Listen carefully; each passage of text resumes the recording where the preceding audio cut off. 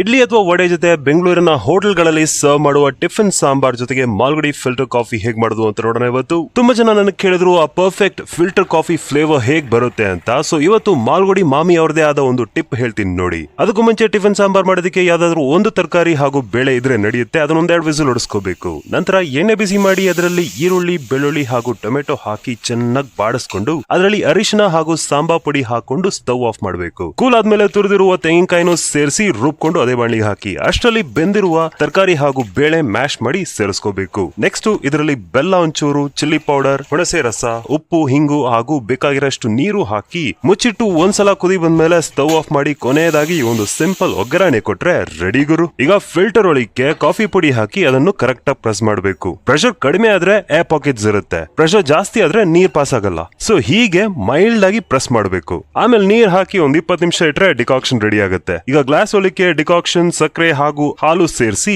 ಈ ರೀತಿ ಒಂದ್ 2-3 ಸಲ ಪೋರ್ ಮಾಡ್ಕೊಂಡ್ರೆ ಆ ಪರ್ಫೆಕ್ಟ್ ಆಗಿರೋ ಫ್ರಾತ್ ಅಥವಾ ನೊರೆ ಸಿಗುತ್ತೆ. ಸೊ ಇಲ್ಲಿದೆ ಪರ್ಫೆಕ್ಟ್ ಆಗಿರೋ ಫಿಲ್ಟರ್ ಕಾಫಿ ಜೊತೆಗೆ ಹೋಟೆಲ್ ಸ್ಟೈಲ್ ಟಿಫಿನ್ ಸಾಂಬಾರ್. ಮಜಾ ಮಾಡಿ. Thank you.